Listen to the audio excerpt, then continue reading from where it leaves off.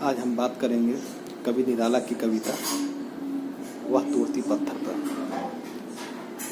यह कविता BBM BCA प्रथम वर्ष की छात्राओं के लिए उनकी अनुशंसित पुस्तक काव्य के सोपान से ली गई है, जिसके तहत हम चर्चा करेंगे सूर्यकांत त्रिपाठी निराला की कविता तोड़ती पत्थर। यह एक ऐसी कविता है जिसमें निराला ने मजदूर जीवन की सच्चाई को उजागर किया। इतना ही नहीं, निराला के बारे में कहा जाता है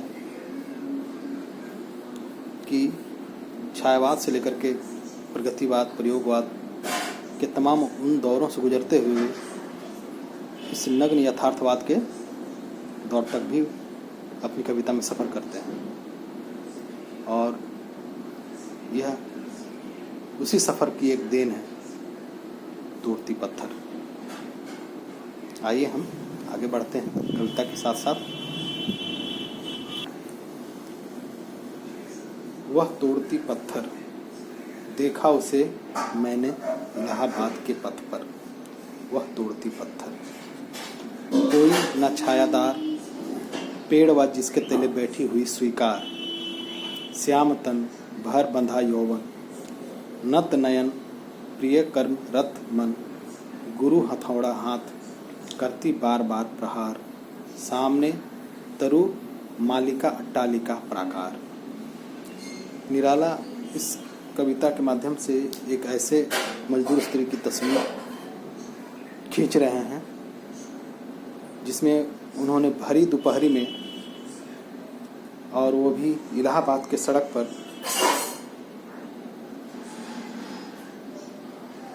काम करते हुए देखा है। और वो महल जहाँ पे बन रहे हैं, शहरों में जो मजदूरों के लिए काम होता है, घर बनाने के लिए, अट्टालिकाएं बनाने के लिए, उस दौरान उन्होंने एक मजदूर स्त्री जिस पे सहसा उनका नज़र चला जाता है, और उस नज़र में उस स्त्री की जो स्थिति है, जो उसकी एक सामाजिक स्थिति है, उसके साथ साथ उनकी जो एक मानसिक स्थिति है, उनको वो उन्होंने उतारने की कोशिश की है। जैसा कि कविता में बता रहा है कि उन्होंने जो अनायास इलाहाबाद के पथ पर मकान बनाने के लिए उस स्त्री को देखते हैं, और वह उसके बारे में सोचते हैं कि वह किस तरीके से खुले आसमान के नीचे काम कर रही है।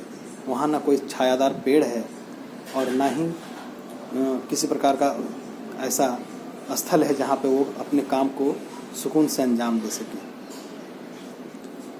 साथ ही जो कवि जो दूसरी चीज़ जो बता रहे हैं उस स्त्री के बारे में कि वो कैसी है दिखने में, किस तरीके से है दिखने में लगती है। श्यामतन, वो सांवले वर्ण की है, और वो जो है एक नवयुवती है।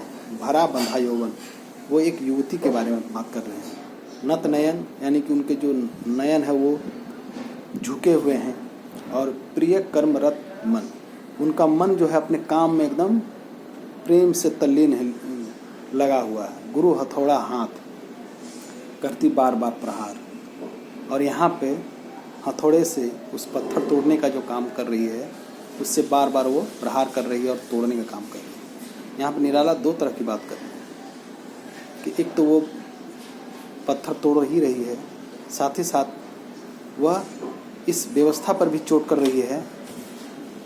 एक मजदूर वर्ग की जो एक व्यवस्था है, उस व्यवस्था पर भी चोट कर रही है कि मजदूरों के लिए क्या होनी चाहिए, या उनकी भी स्थिति कैसी है, उनकी स्थिति में क्या सुधार होनी चाहिए, यह एक प्रकार से रखना चाह रहे हैं।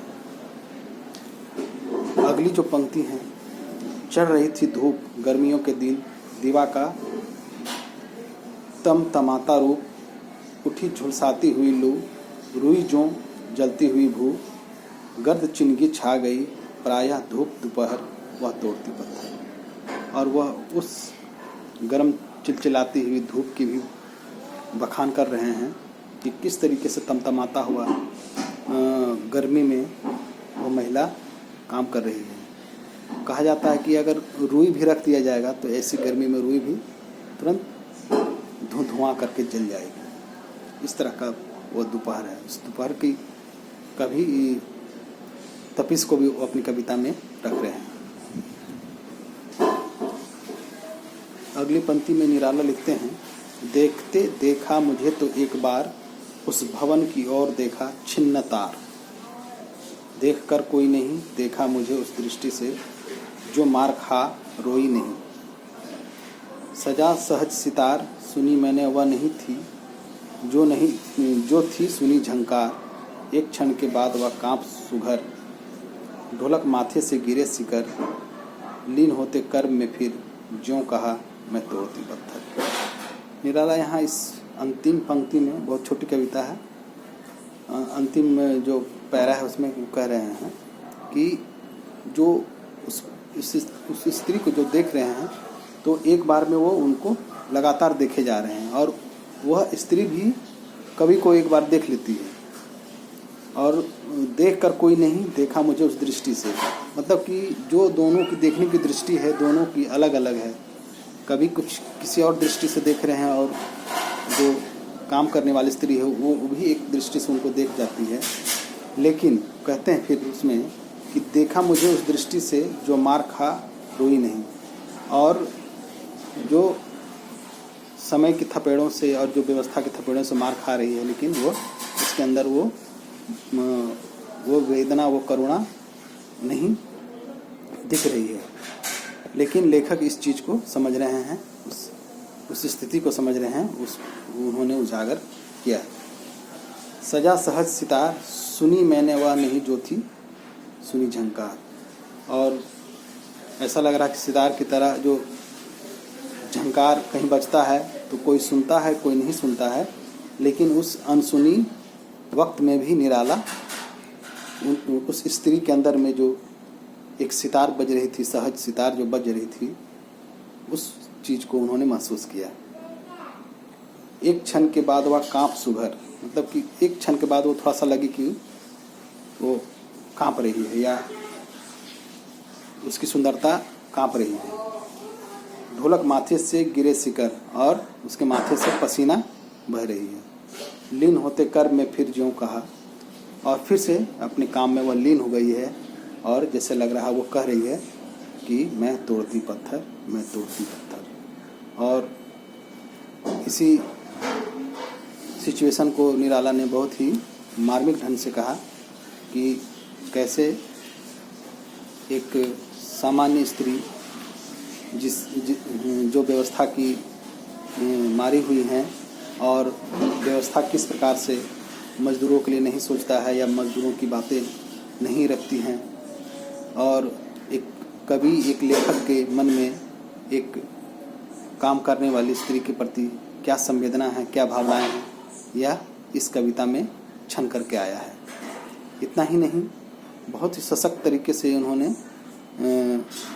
जो समाज की जब सबसे हाशिए पे जो लोग जीते हैं उनकी बातों को उन्होंने बहुत ही छोटी कविता में लेकिन बहुत ही मार्मिक तरीके से उन्होंने रखा है। उन्होंने उनके मेहनत को बखान किया है कि कैसे वो पसीना बहा करके भी अपनी मेहनत में लगी हुई है, लेकिन वो उस कड़ी दोपहरी में भी और इस मेहनत भरा कार्य में भी वह अपना संयम नहीं खो रही है और वह उस चीज़ को भी स्वीकार करके, सहर्ष स्वीकार करके अपने कार्यों को बखूबी निष्पादित कर रही है। ये छोटी सी कविता है लेकिन निराला की बहुत ही अच्छी कविता है और यह यहीं समाप्त होती है। और मैं धन्यवाद देना चाहता हूँ कि ये अच्छी कविता है और मुझे भी अच्छा लगा कि आज मैं इस कविता के माध्यम से गुजरा हूँ। धन्यवाद।